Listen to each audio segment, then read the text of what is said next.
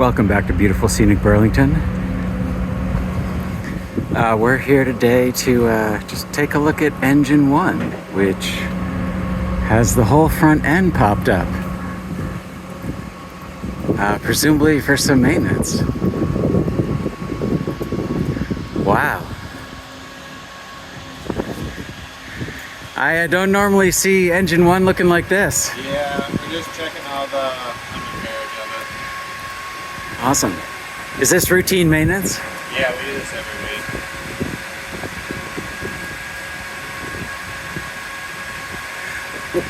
If you don't mind my asking, what do you call this style of, like where the whole cab pops up like this? Is there a name for that? I could tell you that. I don't know. I know this is the way that all of our trucks are, so that we can get to the engine. Yeah. So Okay. I can't tell you exactly what it's called, but Thank you. Yeah. Wow. So there you go. Engine 1 is getting some maintenance on an inspection of the undercarriage.